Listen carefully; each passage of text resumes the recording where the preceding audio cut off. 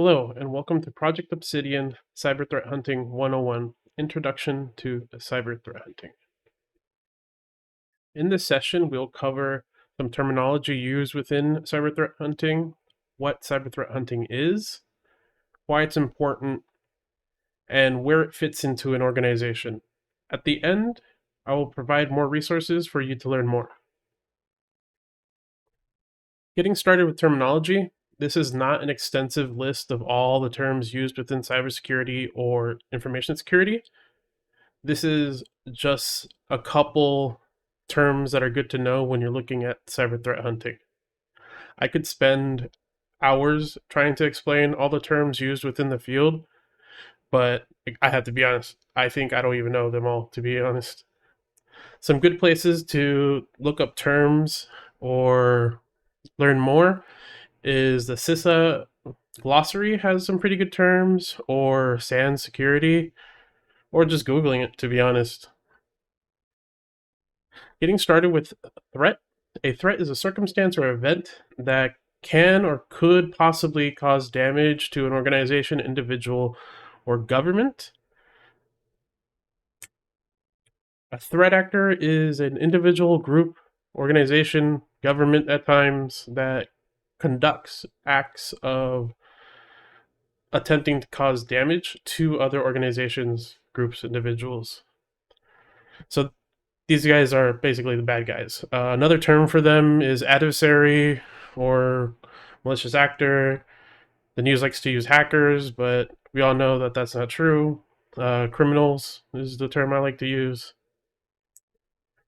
Vulnerability is a weakness inside a system or a network or a piece of software. This can be any type of weakness. An exploit is something that is attempting to exploit, to take advantage of the vulnerability. And this can be a piece of software, a command, a methodology. It comes in all ways, shapes, and forms.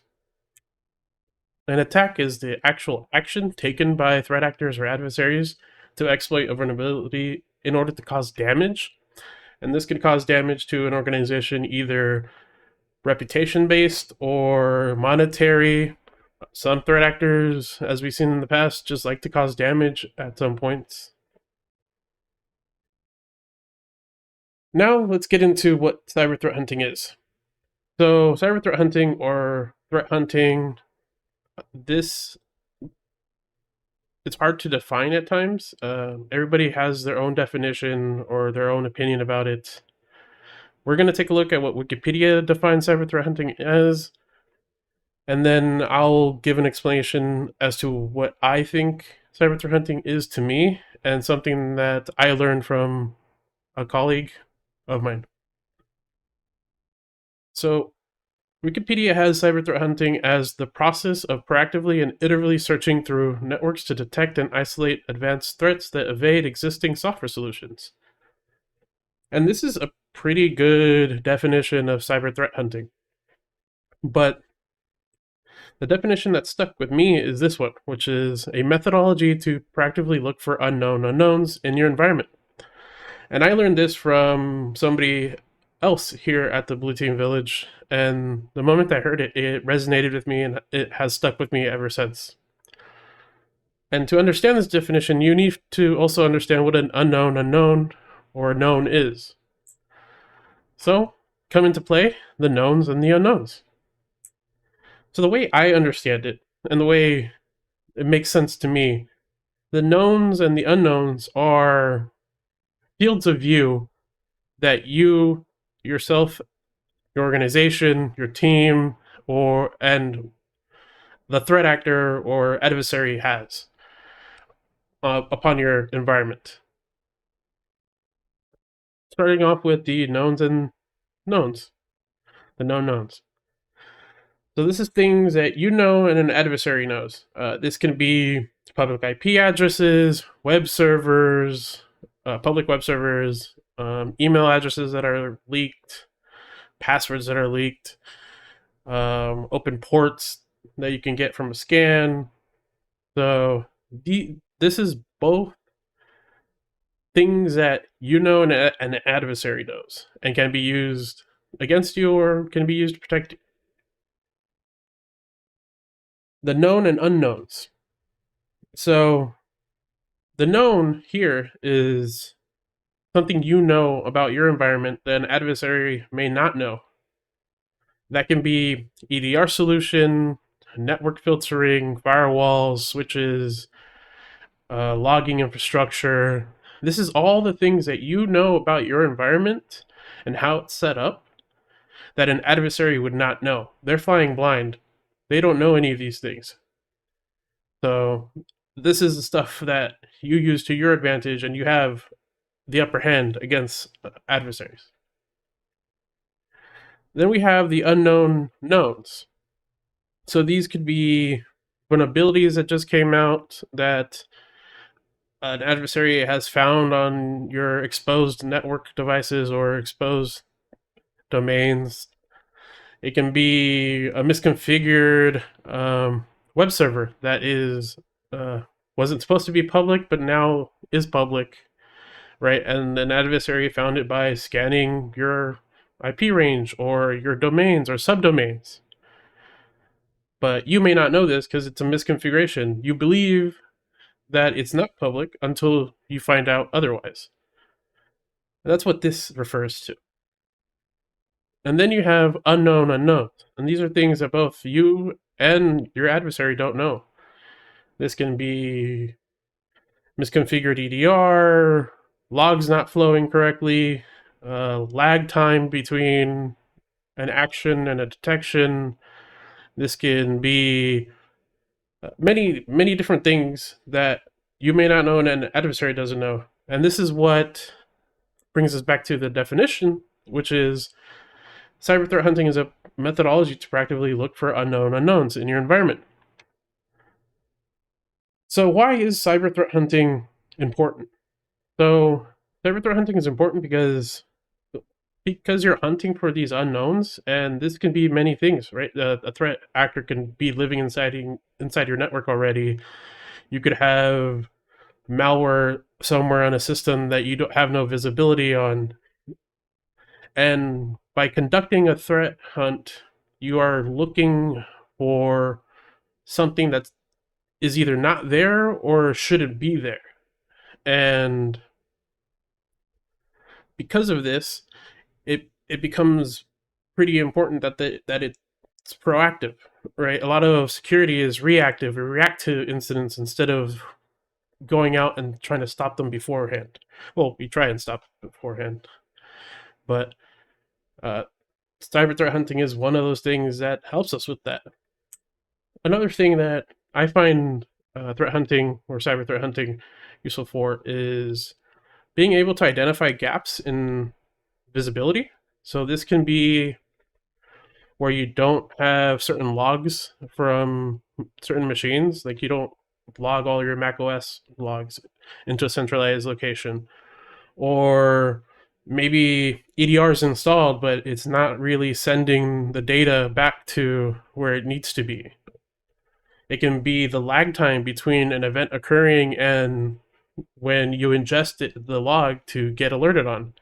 It can be many things that could either be misconfigured or go wrong, and you don't know about it until you test it. And that's a thing that cyber threat hunting also does. It helps you test and verify that what you think you know about your environment is actually what you know about your environment. And that can be logging. Logging is like the number one thing that I have experienced in the past where we just miss some logs.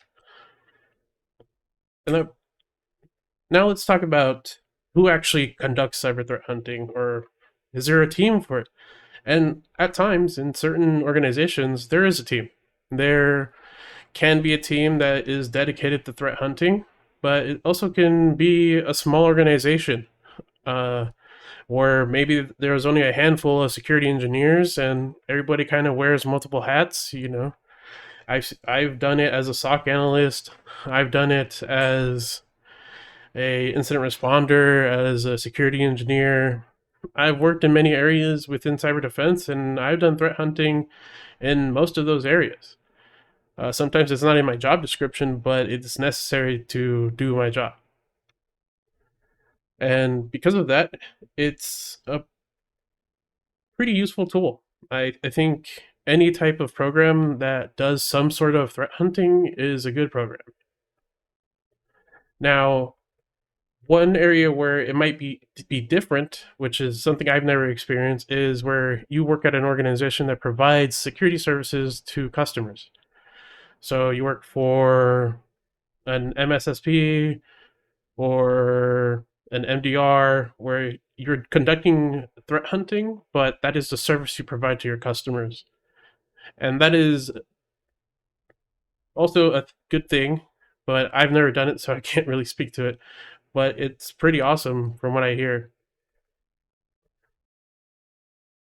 Now let's talk about some resources where you can learn more, and not just on cyber threat hunting, but just in general about security. The one place I like a lot is recently in the Blue Team Village, we are releasing a bunch of 101 content, specifically for DEF CON 31, and this is pretty awesome. I highly recommend going through and checking it out. Lots of great content from a lot of great people. Some platforms or online courses that I suggest when people ask me, like, oh, how do I break into security, or like, how do I learn more, uh, are anti-siphon training. They have some really good pay what you can courses and some really good paid courses. The SOC core skills I've taken personally, and it was awesome, even as a seasoned practitioner. Another one I like is Try Hack Me. I love a lot of the things that they do. The courses are great. The learning paths, the cyber defense one is really good. I recommend it to anybody that's trying to break into cyber defense. Hack the Box Academy as well. I know they do some like red team stuff, but they also do have some defense stuff inside the academy. And to be honest, learning both the red team side and the blue team side is really helpful when you're a defender, because you can't really protect what you don't know how to do or what you don't understand. And the last one here is the Blue Team Labs Online. This is something recently I've been looking into, and a lot of the challenges that they do in this platform are really good. They are targeted for cyber defense, and I really enjoy it. And there are other platforms that I just can't list them all. I subscribe to a lot of them for some reason, but these are the ones that came to mind when thinking about this. Some books that I recommend as well are the Blue Team Handbook, Tribe of Hackers Blue Team, Cybersecurity Beginner's Guide, the Operator Handbook, and the Blue Team Field Manual. The first three are really good. I enjoyed reading them. I learned quite a bit. The last two are things I keep normally on my desk or behind me. Uh, they contain code snippets, things that you can use in your daily job or lab, right? Lastly, the blogs and Git repos that I recommend checking out. I have a huge list of bookmarks that I have for things like this, but these are ones that I had top of mind when I was writing this. Open Threat Research, a great blog. Threat Hunter Playbook is really good. It's one of my favorites. Hold My Beer Security has a great introduction to threat hunting series that I really enjoyed. Awesome Cybersecurity is a really good starting point if you're just curious about cybersecurity. Training at DFIR Diva is really good. I go there quite often to see if anything new pops up. I'm always trying to learn. I'm always trying to improve. I want to say thank you for joining this session.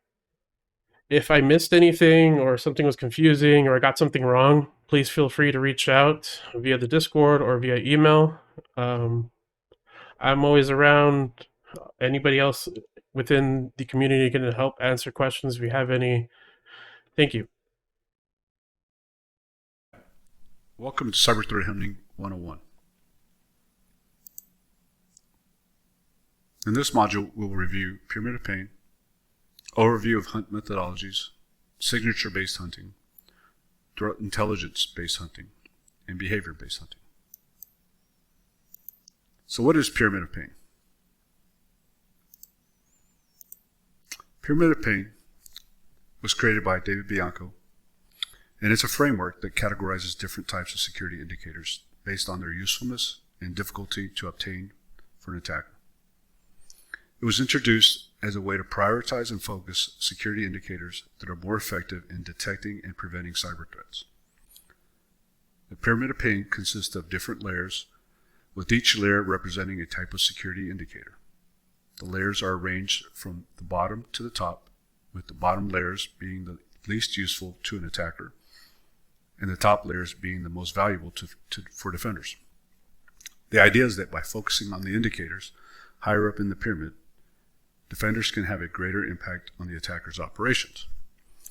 Hashes, IP addresses, and domain names can be easily changed, and the threat actor can pivot to new domains by changing those artifacts. So as a defender, we want to focus on the top of the pyramid of the pain, which is TTPs. So what is cyber threat hunting?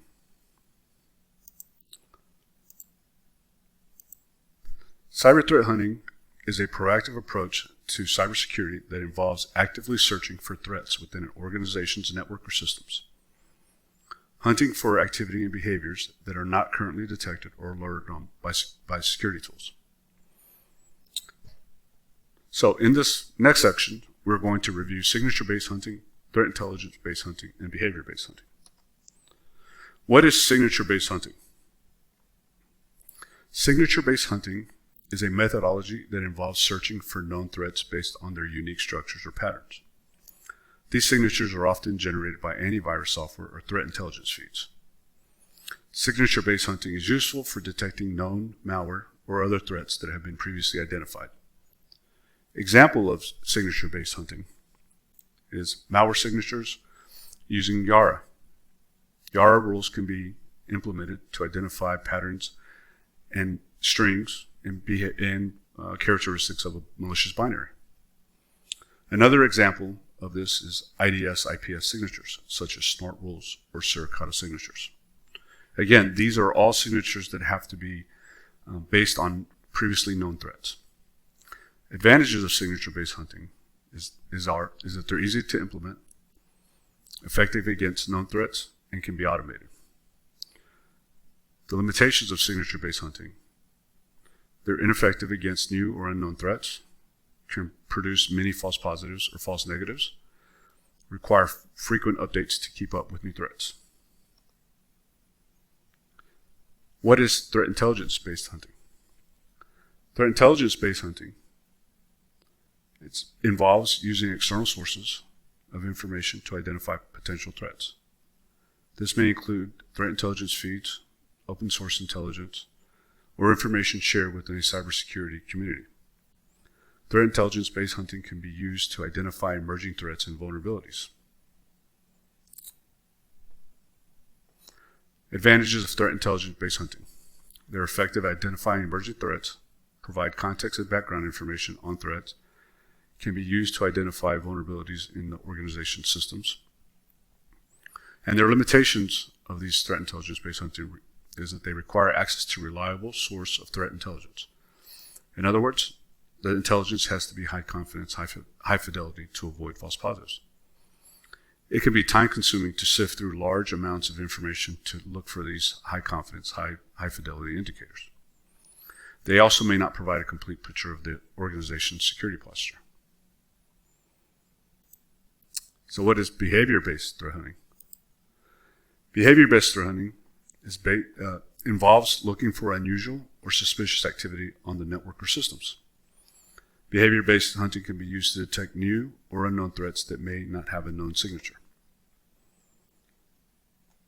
A good example of behavior-based threat hunting is using low bins to identify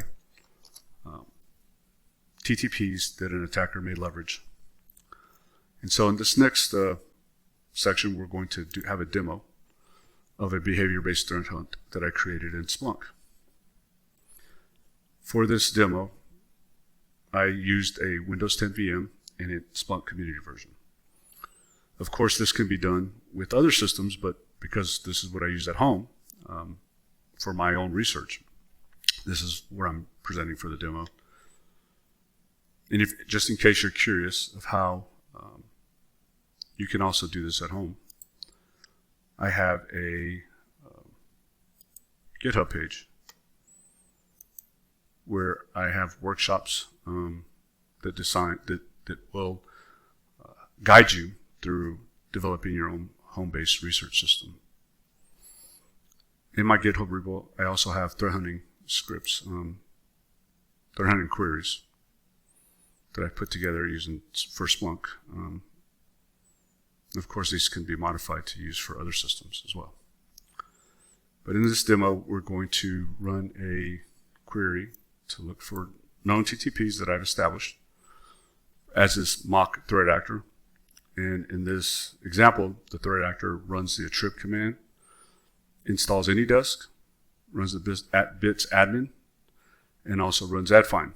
In order for this behavior threat hunt to be successful, you have to match on all 4 rules, which is what we're looking for to identify this activity. And it also has to come from a single host.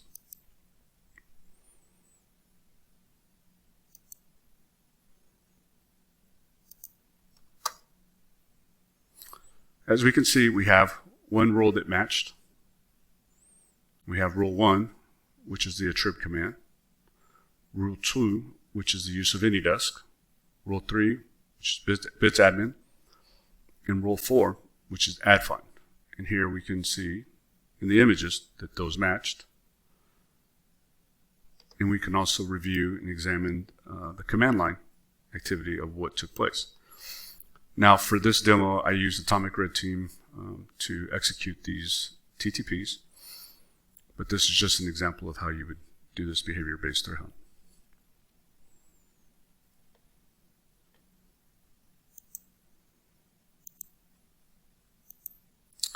That concludes this module, and if you have any questions, please join us on Discord. Thank you.